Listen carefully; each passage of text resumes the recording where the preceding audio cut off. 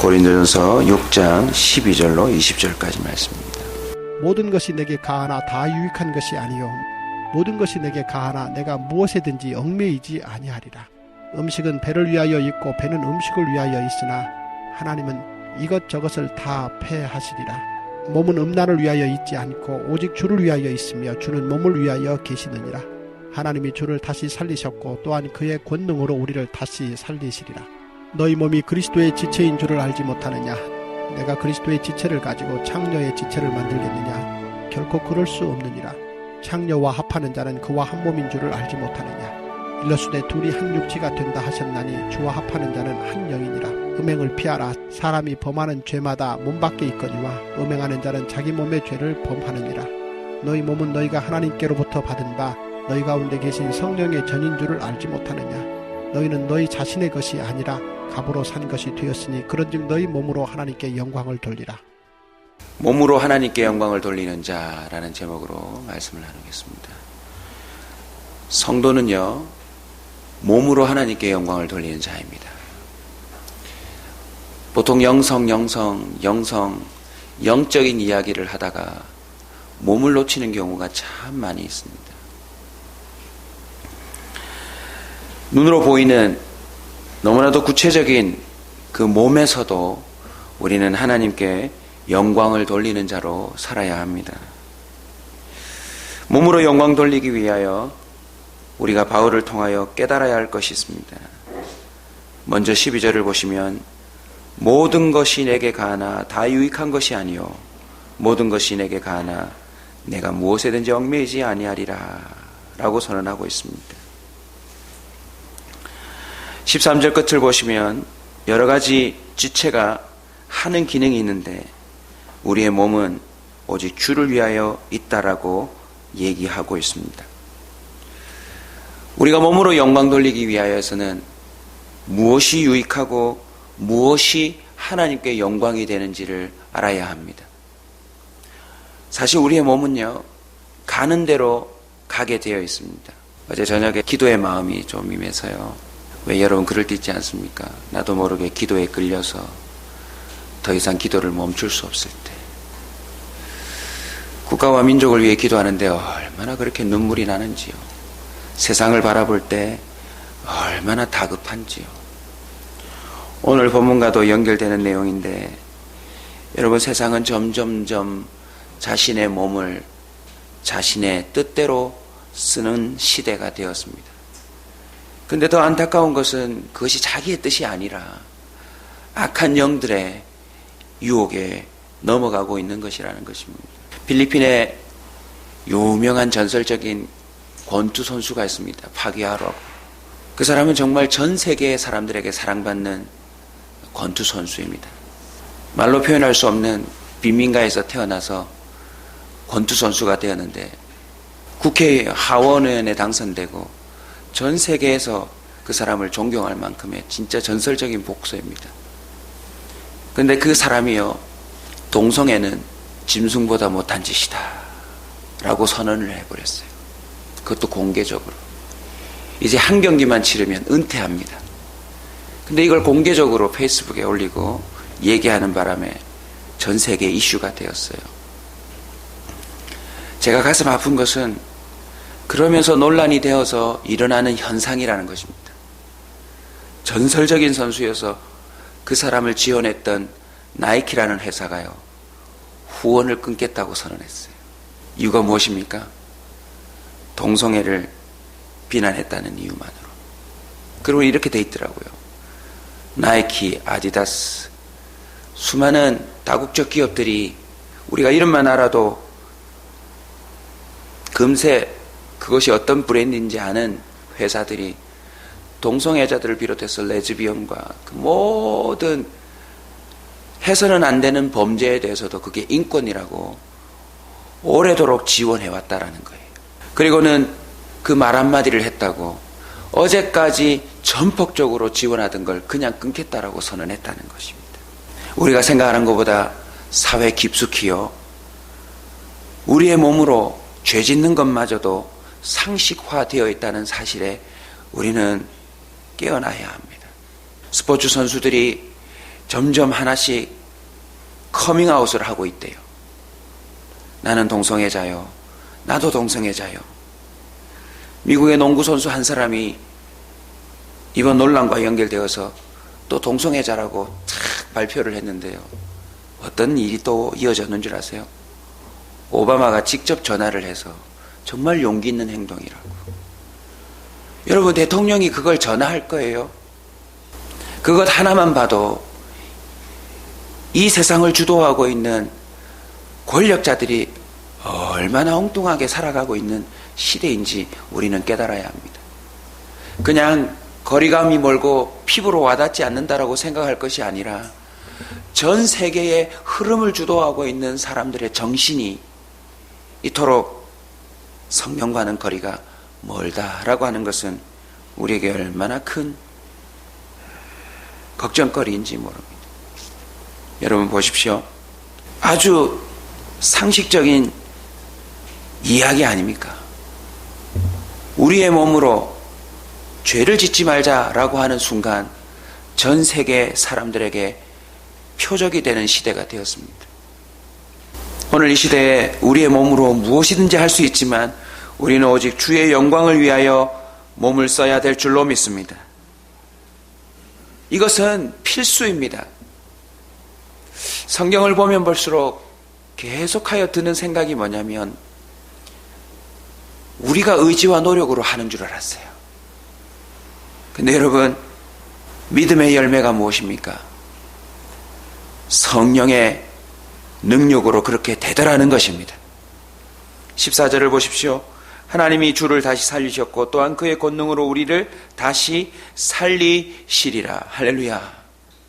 저와 여러분은 비록 타락한 육체를 갖고 살아가고 있지만 이 몸은 성령이 임하셔서 성전이 된 새로워진 몸인 줄 믿으시기 바랍니다.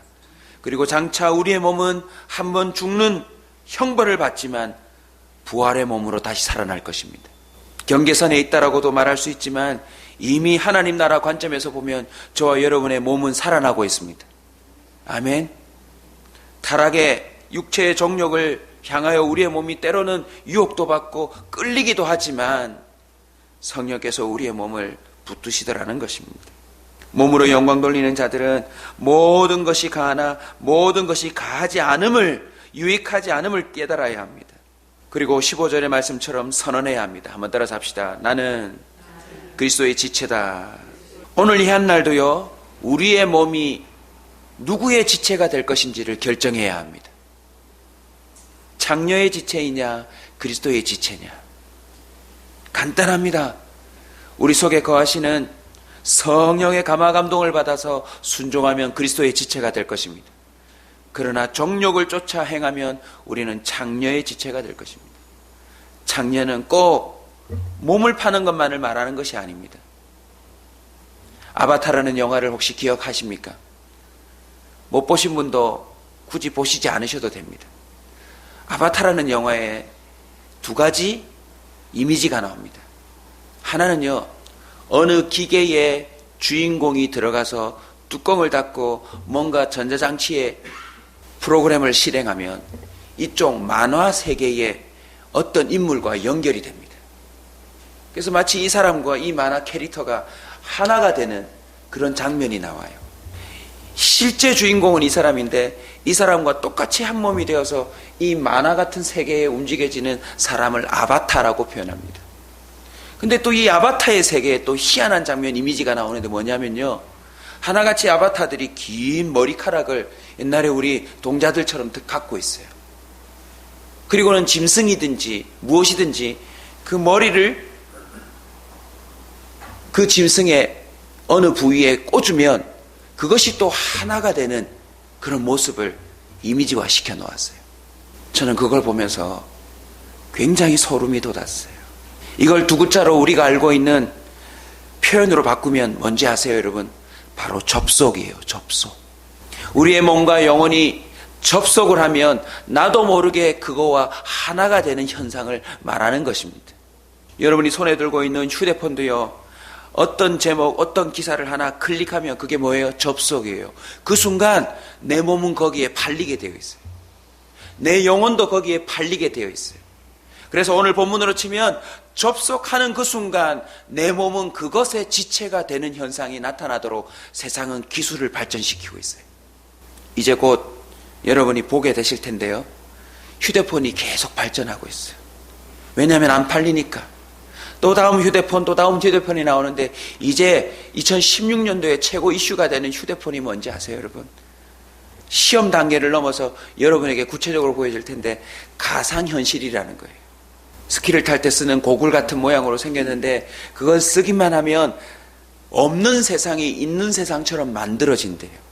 그것을 쓰고 접속하는 순간 없는데 우리의 몸이 이러고 산다는 것입니다. 지금도 전 세계 많은 사람들이 그리스도의 지체가 아닌 자신의 몸도 아닌 누군가의 지체가 되어서 온종일 엉뚱한 몸부림을 하고 있다라는 시대가 되었다는 것입니다.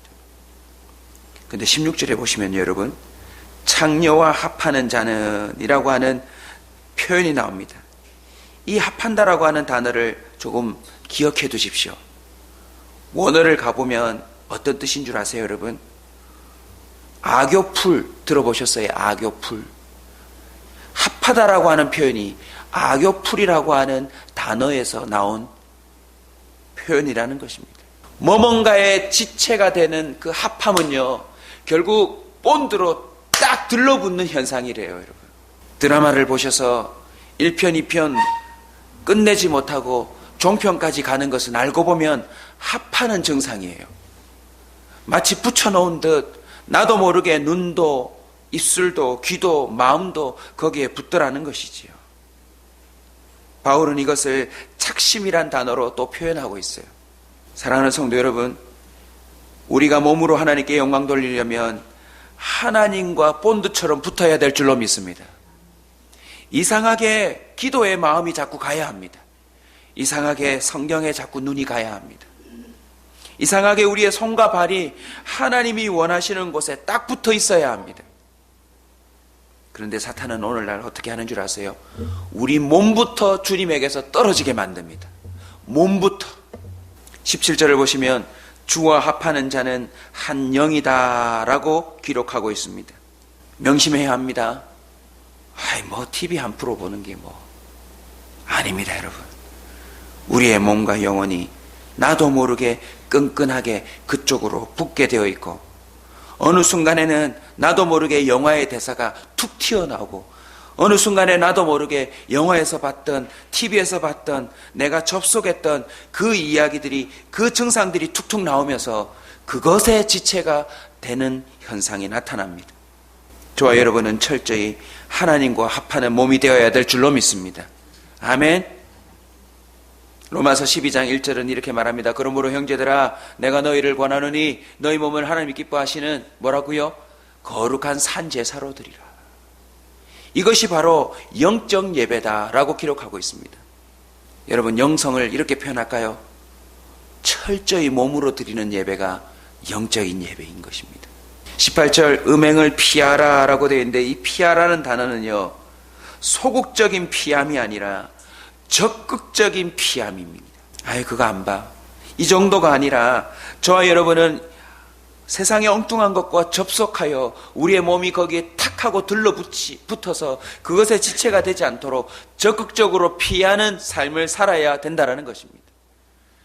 여러분, 그리스도의 영광을 위하는 몸이 되려면 피하는 삶을 살아야 합니다. 우리의 눈도, 우리의 귀도, 우리의 손과 발도 철저히 다른 것과 일체가 되지 아니하도록 피하는 삶을 살아야 될 줄로 믿습니다. 19절 20절입니다. 하나님께로 받은 바 너희 가운데 계신 성령의 전인지를 알지 못하느냐. 너희는 너희 자신의 것이 아니라. 마지막으로 선포합니다.